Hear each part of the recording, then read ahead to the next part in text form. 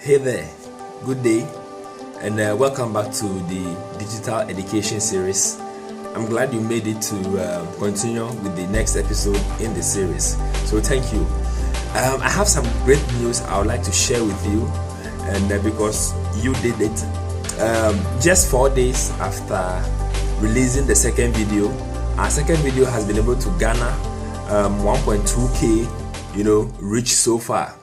And I think it's just because you liked it and you shared it to your other colleagues. So just keep the sharing ongoing. Thank you so much. So let's just get to this episode.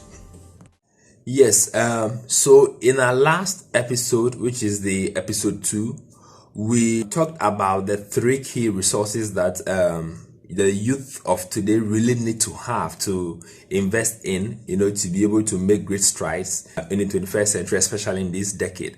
And those 3 resources were the laptop or desktop, but then I focus more on the laptop, and then the internet, and then the smartphones, right? Those are the 3 key things. And then I made mention that in the subsequent post or episode, we are going to be singling them out. We are going to be taking them one by one to talk more about them and why you really need to get them, and then some few other relevant resources that you need. So so this is the 3rd episode.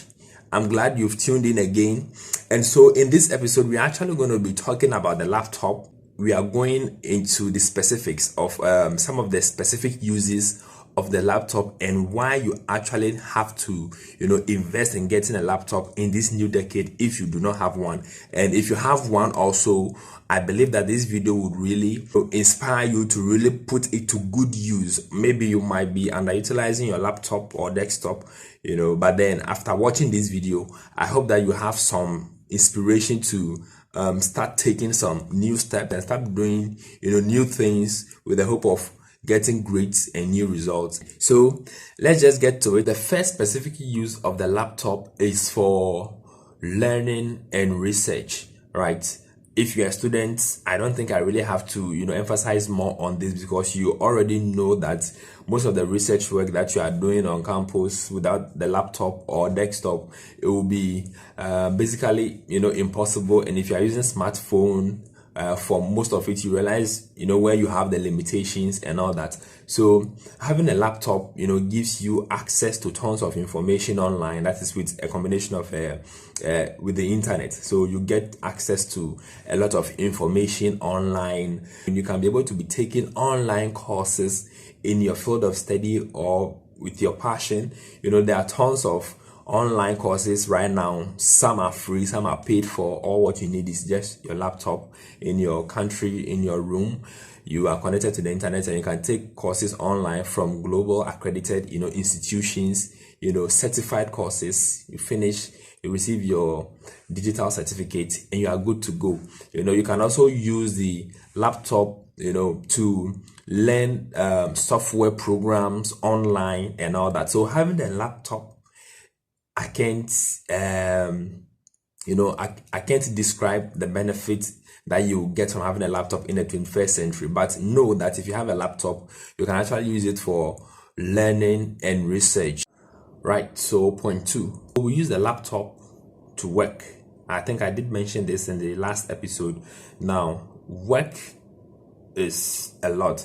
The usage of the laptop cuts across industries. So in the hospital, in the accounting firm, in the law firm, in farming, if you are into e-commerce business, you need a laptop right now to be good at whatever field you are in. Do you even know that the laptop was invented because of work?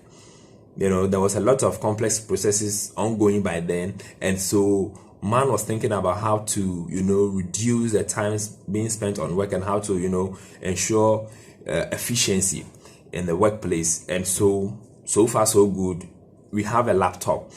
So the laptop was actually invented to aid work. So if you are working right now, if you want to become a good accountant, you want to become a good doctor, a good lawyer, a good professor, a good marketer, a good graphic designer, a good developer, if you want to be excellent at your game, you need a laptop, because all those things actually revolve around a laptop. So if you're a student getting a laptop right now, you have a serious advantage, because you can get to learn a lot of skills which will prepare you for job. Right, so I'm so much excited about point 3, because point 3 is really the big deal. So we use laptop to start a business. I don't know if you know about that, but so far we all know of Microsoft Office, we all know of Google, we all know of Apple, we all know of all these huge tech companies out there, but then I don't know whether it has ever occurred to us that what really is the source of their income. We celebrate them as world richest people and all that. Have we ever thought of what really took them where they are? Well, the business model they started originated from the laptop or computer. So you cannot underestimate the potential of having a laptop. If you have a laptop, you learn the relevant skills in this new decade. I assure you that you'll be able to start a business on your own. You will be able to start a business on your own. I don't want to talk more about this point because it is so critical and it's so serious, and I know that you know it if you are really in line with the digital transformation. So point 3, we need a laptop to start businesses. You can read about all the top gurus that are that the world talks about today, and what is their source of income and what is their source of significance. It's how they were able to use computer to start a business, which is something that is so helpful to everybody alive today. So let's quickly move to point 4. Right, so point 4. Now, point 4 also, I'm so much passionate about point 4, because point 4 is we use laptop to acquire and master skills. Okay, we use laptop to acquire and master skills, and in this new decade, there are tons of new skills that keep coming up due to the advancement in technology. And so to be able to participate in this trend, in this and master these skills that are coming up, first of all, you can never be a part of it if you do not have a computer, or if you do not have a laptop, to be precise. Okay, I'm trying to focus more on a laptop, because having a desktop, unless you are probably home or at work, unless you're at one place before you can be using a desktop. But if you have a laptop on the run, on the go, wherever you are, you can be using your laptop to you can always, be updated and then do whatever you have to do. Now, there are millions of skills that are available today. You can talk of graphic design, you can talk of software development, you can talk of web development, you can talk of animation, you can talk of marketing, social media marketing. I mean, millions of skills, and you can never learn all those skills if you do not have a laptop. You wouldn't be able to. You can learn, you can watch the videos on your smartphone, whatever it is, but then you have to, be able to practice, and you can only practice when you have a laptop, or when you have a computer.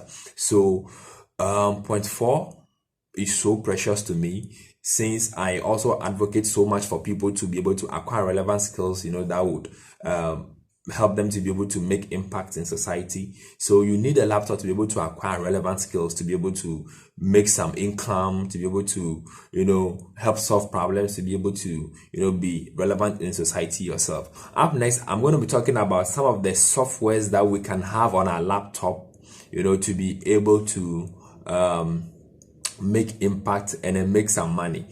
I think that first of all, the type or set of softwares that you need on your laptop, first of all, usually depends on your field of work and then probably on your scope of interest, right? So we all have different passions and interests, and so what will interest me will not be what would interest you, and that can inform the type of softwares that I use, and also my field of work would also determine the type of software that I use. So hugely these two factors will be affecting the type of softwares that you need or that you would have on your laptop. But these are some basic softwares that we can all have on our laptops. So the first one is the Microsoft Office Suite software, So we all know of Microsoft Word, Microsoft Excel, Microsoft PowerPoint,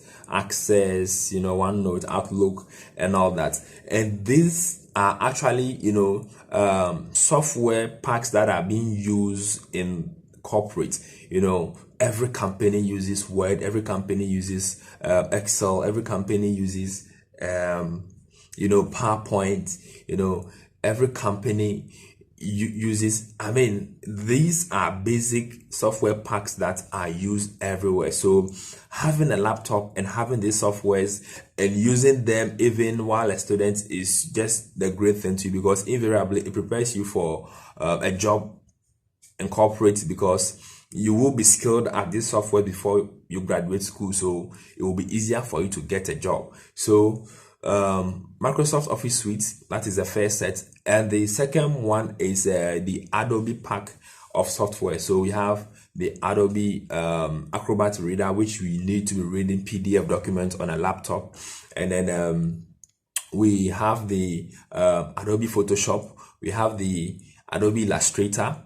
We have so many Adobe products which are used in the graphic industry. Yeah, I think those are basic software packs that you all need to have on our computer, because you'll be designing, you'll be creating content and all that. And so the other groups will depend on what your interest is and what your passion is. So if you're a developer, the softwares you have will be different from if you're a marketer, if you're a lawyer, if you are an accountant, or if you're a doctor. So these are the basic ones that you need to have. The next episode, I'm going to take the smartphone and the internet at a go, instead of maybe dealing with them one-on-one. So yeah, thank you so much for sticking around, and I hope you enjoy this. So click and like and then share the video. Thank you, and I'll see you in the next post. Bye bye.